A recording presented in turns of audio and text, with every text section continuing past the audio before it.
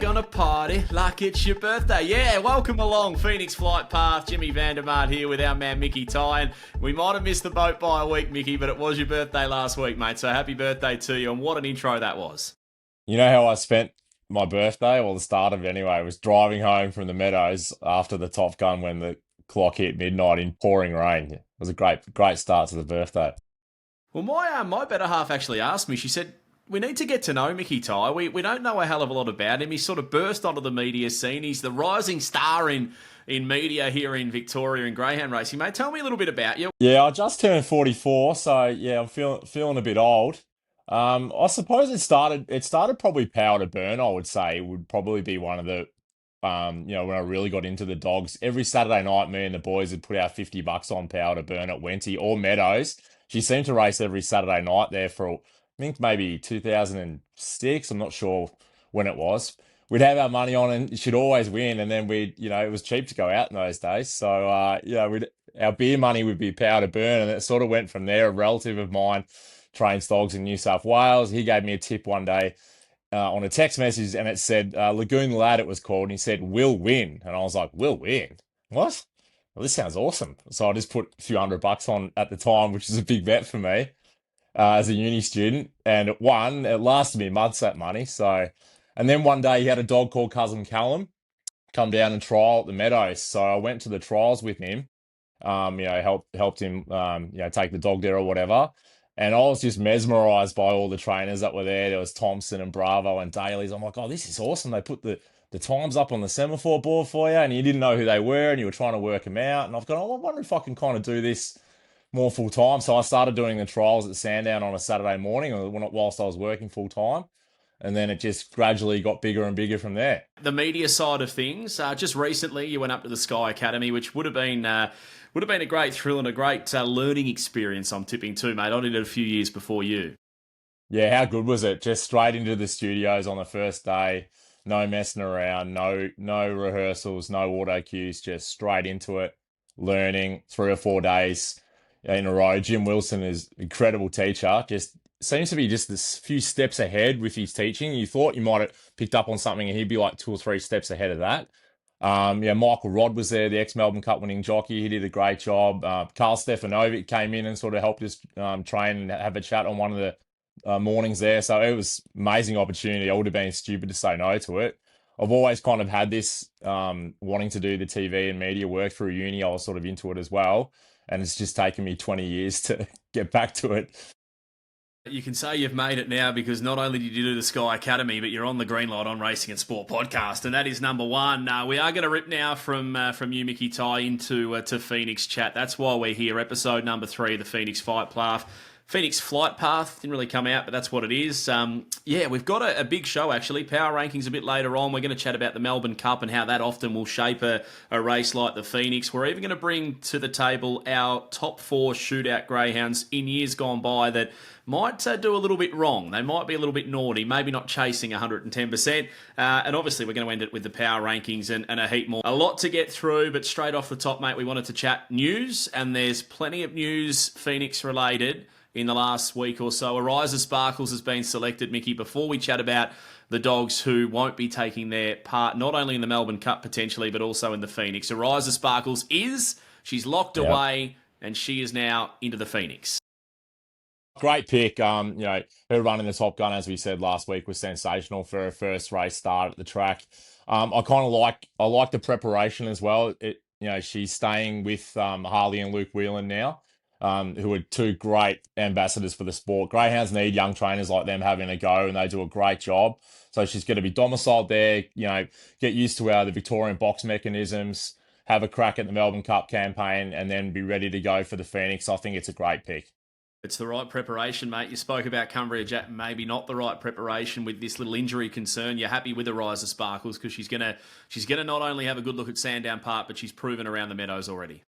Yeah, exactly. And then once, obviously she might win her heat, and then she's in the Melbourne Cup final, and she's still got a couple of weeks to maybe even have one more race start at the Meadows, or if they're don't want to go down that way, they've got a couple of weeks to do a box-to-box or post-to-post trial. And how's this for news? Slick Splits out of the Spring Carnival of Greyhound Racing. No Melbourne Cup. and obviously no Phoenix. It was reported on, I think, the Greyhound Recorder, I think it was earlier today or maybe even yesterday at some stage, that he's sustained an injury to his scapula, which is the Yeah. shoulder, in the catching pen on what was a really impressive win on Friday night. So we spoke about this boy last week, and he seemed like he was, look, he hadn't been locked in, but I reckon he was selected to take his part in the Phoenix.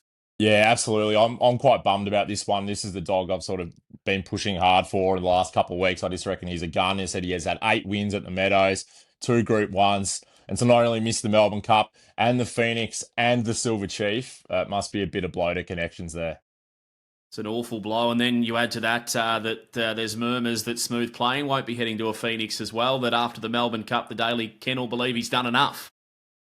Yeah, it sounds that way. So he just seems to have lost that explosiveness. So he was there to, take the race by the scruff of the neck there on Friday night. Even from box one, he just couldn't, just lacked that burst. So I can totally see where the dailies are coming from here. If they can, pinch another couple of wins out of him, that'd be the dream, obviously. But I can sort of see why that they're going to pull up with him. So fair enough that the welfare of the dog's important. He's done enough. He's been a star. I guess that's the perfect segue into what we're going to chat about next, which is the Melbourne Cup being a real race shaper for the Phoenix. I think every year a lot of slot holders, they just sit down over a cup of tea beside a fire and watch Melbourne Cup Heat Night, because that's where the big dogs, I guess they prove themselves in a way. Like, they can handle the heat, they can handle the big occasion, and they qualify for one of the most prestigious greyhound races in the world. We'll start with a dog that I really like the look of, Wyong Dallas. He won race number 3, Pro U12 of the Melbourne Cup on Friday night, and I've always said he's he's so similar to his dad, Fernando Bale, maybe just without the absolute brilliance now being able to run out a super strong 500, but he looks like his dad. He's so similar when you look at him. He looks like a mini Fernando Bale. It was such a similar performance to what we would have seen his old man do, and I tell you what, I've always had a big opinion of this dog, and I think if he gets it right in a big race, he's going to land one of these big races, whether it be a Melbourne Cup, maybe he finds his way into a Phoenix, or just a Group 1 somewhere along the line, but he's got this Group 1 in his artillery, I think. I remember I had a tip for Wyong Dallas before it raced in a maiden at Geelong and he didn't win. How cruel is the punt, seriously?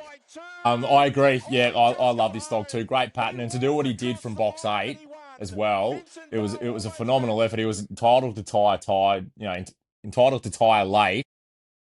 But with that pattern he's got, and it's a great recipe for a bet as well when you know your dog's going to be out in front like that. Non-Phoenix related, but we never thought Ethanol Water was coming to the end, did we? Because she went super in that special event over 7:15.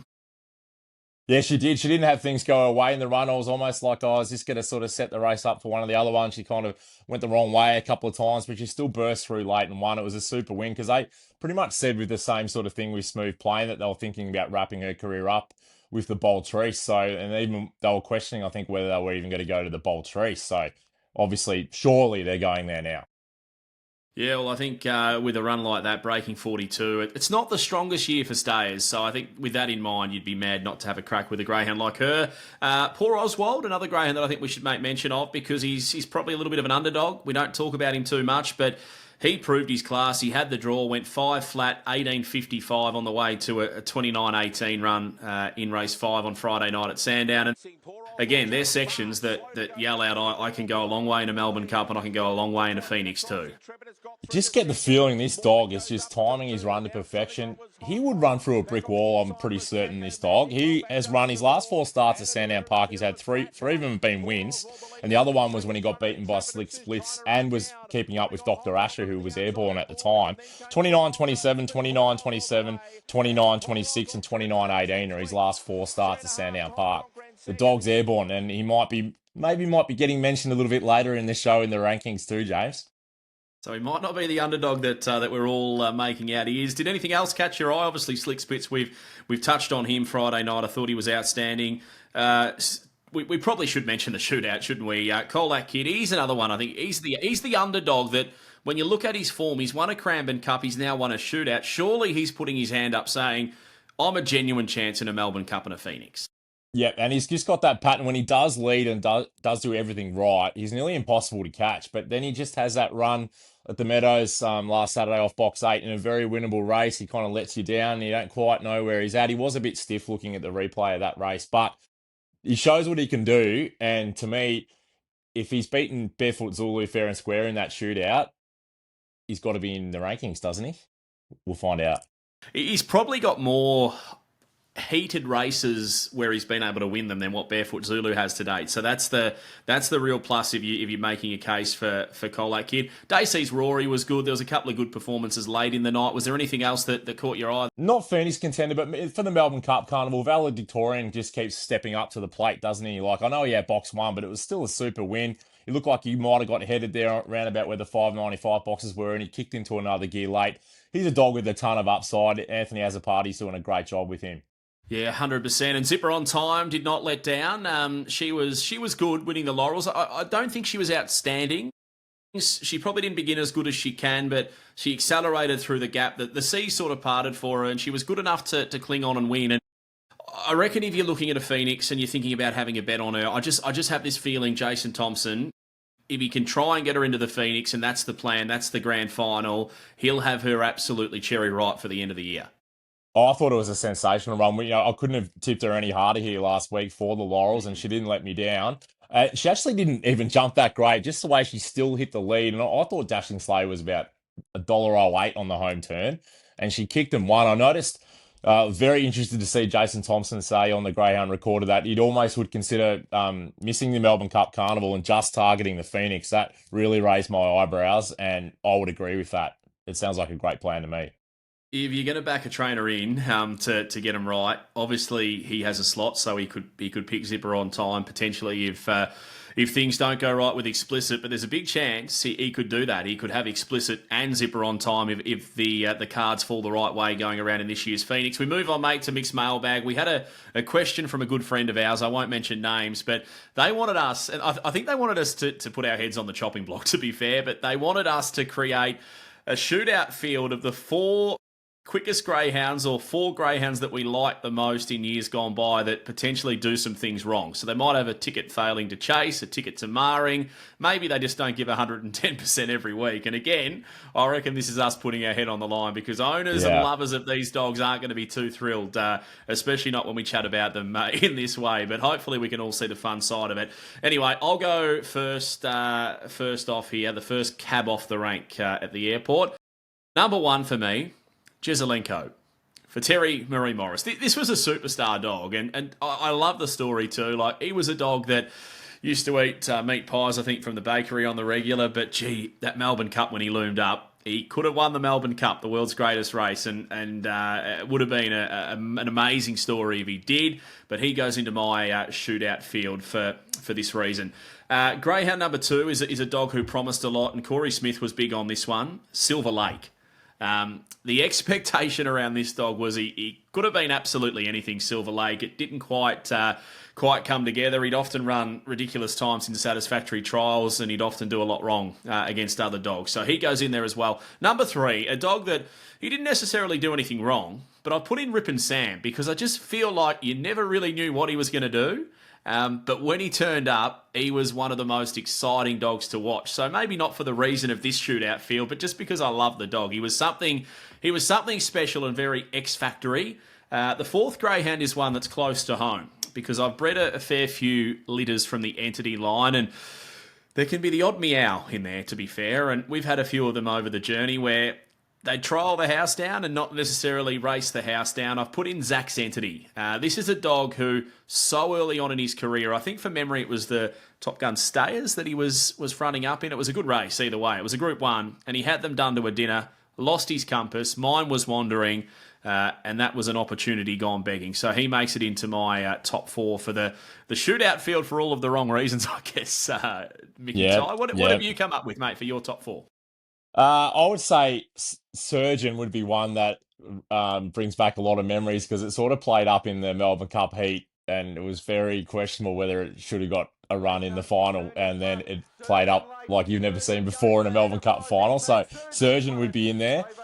Tornado Tears would be in there. I think he would chase his heart out when I would lay him, and then when other times when I'd go, I might back him tonight, he'd be nowhere to be seen. And a stayer like Tornado Tears in a shootout, yeah, you'd still know he was there. You know, he was just that sort of dog. The four dog race would suit. Another one going back a little bit further in time was Whiskey Assassin. Here's another dog, bit similar to Power to Burn. Actually got me into greyhound racing, but he would mostly run during the week, so he was never part of the beer money usually. But yeah, he was very enigmatic, and he often had box eight, and he'd come from the clouds and win like a big panther. Sometimes there was a race at Horsham. I think it was his last start. It's on YouTube. I think it's worth watching. He's not even in the picture, and he just roars home and wins.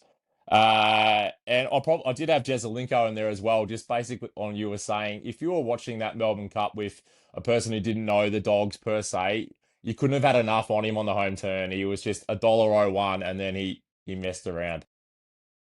So a double Jezelenko, you beauty between the two of us.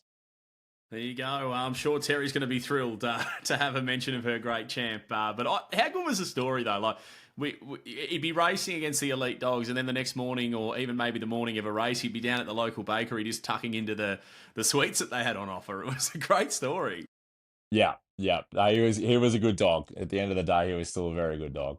Well, we swing our attention to the next part of this podcast, Michael Ty, and it is our favourite Phoenix to date. There's only been 4 of them, and there's been some amazing results. We'll go through them. Year 1, wow, she's fast. Year 2, wow, she's fast. Year 3, Scalacci. It's amazing to think that was as long ago as it was now. The pizza shop owner claiming the glory in the Phoenix. And last year, Explicit doing the Melbourne Cup Phoenix Double. So it's already a race that in 4 years, you feel it's steeped in history. Like it's a race, there's either an amazing story or just a bloody good dog wins the race, an absolute champion. And for me, I'm probably being a little bit biased here, but I love the Scalacci story because Jihad told you's a good mate of mine. But for me, the Phoenix of 2022, wow, she's fast going back to back in $1 million race, and the stage was set off the back. You had the speed of She's a Pearl. You then had the star Wow She's Fast coming at her, and Amron Boy coming from the absolute clouds, storming home at the end. And as I said in the call, the 2 queens of greyhound racing, like just locked in battle turning for home. And for Wow She's Fast to go back to back, she won it as a baby the first year. In many ways, a bit of a written off veteran in the second year, and yet she made back to back in the Phoenix for the first 2 runnings. That's something, I think, when we're 75 years old talking to our grandchildren, Mickey, yeah, I reckon we'll be telling our grandchildren about how super this dog actually was. She was extraordinary. And the pandemonium of that first win too, I think with Sportsbet out on that party deck with the fencing being bowled over and that, it was just absolutely nuts. What I loved about Wow She's Fast second win was there was no doubt she was always going to be in the field. Almost the arrogance of the Greenos that I don't think she even barely raced before that Phoenix in the weeks leading up to it. She was just trialing at the Meadows, knew every grain of sand on the joint, didn't have much race practice, came out, won a Phoenix, sensational. And I would say though, I loved Explicit last year just because there was a little bit of that. I felt like there was that monkey on the back that it wasn't getting the job done in the big races.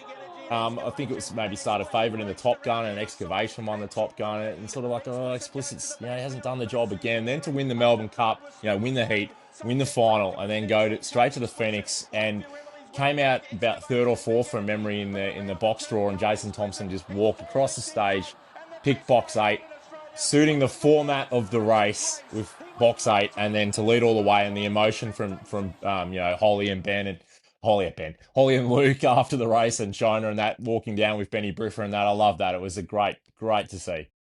Absolute phenomenal story. There's something special about this race, and December 13 this year there will be, I guess, more history made with the 5th running of the Phoenix at the Meadows. It's hard to believe it's already the 5th running. It's extraordinary. Anyway, we roll on, mate, to my favourite segment of the Phoenix Flight Path, and this year we are doing power rankings once again. It's always challenging, but there's a lot of water that's gone under the bridge in the last 7 days, and that's the best thing about this podcast. We stay up to date. We keep an eye on things, and this is my power rankings as of, we're filming this Sunday night, 16th of November. We need to timestamp it because a lot changes in greyhound racing very quickly. Yeah. Number one, I'm going Cumbria Jack. He's locked away. I can see the argument why you think he might not make it, but I'm just putting him at 1 because he's locked away. 2, Barefoot Zulu again, locked away. So at this stage, he's taking his place in the Phoenix. I thought he was a little bit ordinary to be fair, in the shootout. So you'd want to see more in the Melbourne Cup Series from him. 3, Ariza Sparkles. She's almost the number 1 seed, I think, if we rank them on pure chance to win a Phoenix right now. She's doing everything right. If she does go well in a Melbourne Cup, well, again, she's going to be a big player. 4, I've gone explicit. There's just murmurs that he's still on track. I think things are going to script in the sense of leading back toward a back-to-back attempt in the Phoenix. 5, I've gone Zipper on Time. I wasn't blown away by her Laurels win, but again, she looks like a winner. She's only lost once. She should have won that, so she could be going in with Black Caviar Winks like stats into a Phoenix, and therefore she has to be a player. 6, I've gone Mally Beauty. I'm not the biggest fan of her, but I've been spoken to, and I think the outside draw could be the key for her. And I just think Slick Splits, a couple of these big dogs, that aren't going to be there. It probably does shape up to be a race now that Mally Beauty might be able to get on speed a bit easier. So, especially with Slick Splits coming out and not taking his part in the Phoenix. Number 7, I have gone with Colac Kid. I just think he's the forgotten dog somehow. I don't know how you can be forgotten when you're doing what he's doing, but he makes it into my number 7. And 8, I've gone with Dewana Star. I mean, he's almost my He's number back. 1 seed. I felt awful for dropping him out. He'd done nothing wrong. He hadn't raced. He came out at Warragul on a track that I don't reckon was flying quick and just ran sections that screamed out, I can win a Phoenix because I could just break them up through the first couple of 100 metres. No 500-metre form, no Metropolitan form. That's the concern. I did text the Dewan camp. The plan is to go to Warragul in that final, and then I think they'll make a decision from there. If there's interest, maybe they head toward a Phoenix with a trial at maybe the Meadows or even a race on a Wednesday at the Meadows. Who knows? But I think he's good enough to go a long way. And I've actually got a number 9 as well, Wyong Dallas, the mini Fernando Bale. Fernando Bale Jr. just makes it in as an emergency at this stage. Mickey, how do you see your power rankings this week? Yep. So Barefoot Zulu number 1, still just as you said, it's been selected. Look, they're not machines. There was a run a bit so on Friday night. Yeah, it was, but it's still got that 29.40s run there at the Meadows. Ariza Sparkles, as we've discussed. Zipper on Time. I thought the Laurels win was super. Still a ton of upside. Love the kick she gave late when I thought she was gone on the home turn. That was Dashing Slay mowing her down. There was no mean feat to kick there and win. Great effort. Mally Beauty, just for the format. I love this for the format. They're going to be able to probably get an outside draw here. Here's number 5 is Poor Oswald. So a new entry. As I said, those last 4 runs at Sandown have just been brilliant. The barge factor of this dog is just airborne. He's just chasing his heart out. Delbridge has done a great job with this dog. So Poor Oswald at 5. Colac Kid, number 6. So both of us have got Colac Kid in, and fair enough. I figure that if you've got Barefoot Zulu in there, Colac Kid's come out and won the shootout. Got to have him in. 7, Tribeca. Still happy to have him in. His run at Sandown the other night, I was a bit 50-50 on, but I went back through his form again. He's clearly a Meadows dog, so I'm still happy to have him in. And 8, Cumbria Jack. Now, I just want to clarify, if Cumbria Jack came out and trialled next week, which he won't be, but if he did and went 17.50 box to box or something insane, he's going to be back right up my rankings. But until I see him cross the state lines, I'm going to have him at number 8. And I've got a little bit of an emergency as well. It's not Wyong Dallas. I want to throw a dog out there. It's a what if. Could Without a Trace win a Phoenix? What do you think? I don't hate it. Whether or not she's got the speed to lob close enough in a Phoenix would be the query, but I reckon you could have argued the same about Hector Fawley when he went to the Phoenix. He had sort of middle distance form. And I reckon you could have argued 100 times over that he should have won that Phoenix. He was in front through the first 50 metres. And millimetres off exploding away. Yeah. If he crossed and led, it was game, set, match. Scalacci wouldn't have been able to get past him, and Hector Fawley would have been the champion of the Phoenix. I don't mind it. I don't mind it from you, Mickey. I like the fact that you're looking a little bit left of centre. I reckon after I bought Intrepidus and Dewana Star to the table, you've sort of, the radar's gone out and you're thinking, well, let's go a bit left of centre, but without a trace. 3 of the 8 runners in the race could be bitches. Ariza Sparkle, Zipper on Time, Mally Beauty, let's just say.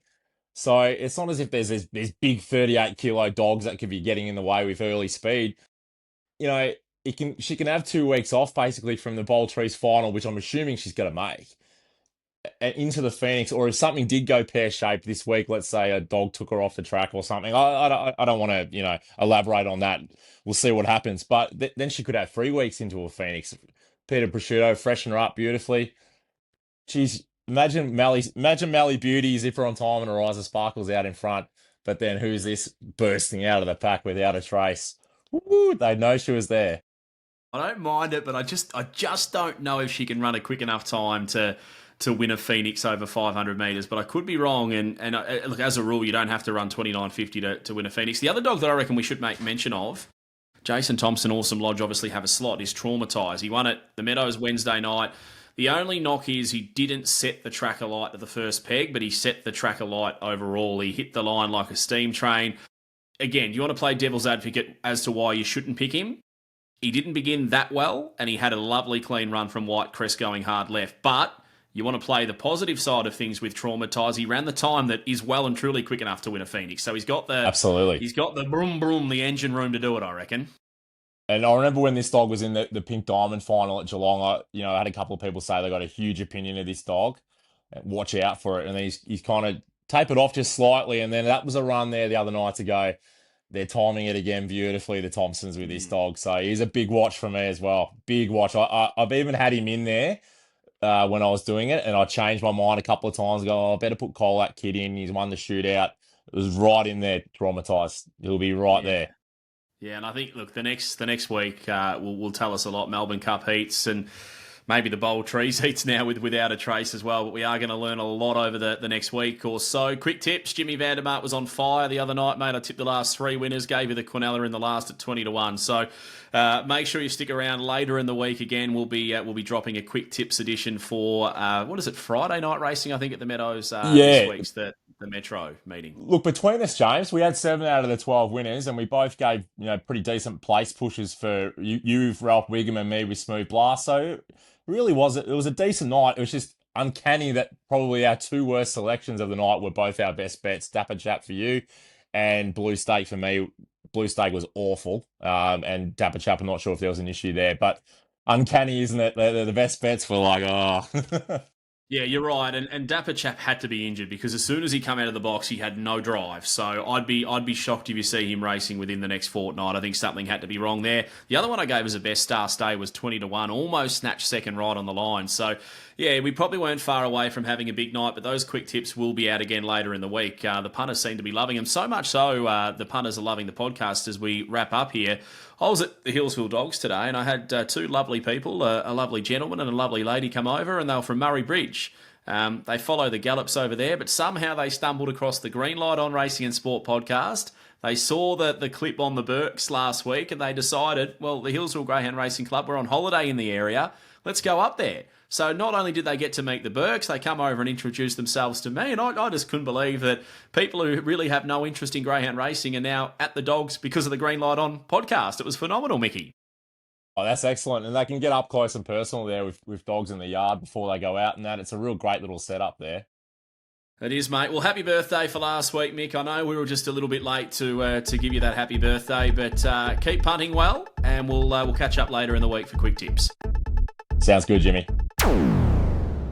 What are you really gambling with? For free and confidential support, call 1-800-858-858 or visit gamblinghelponline.org.au.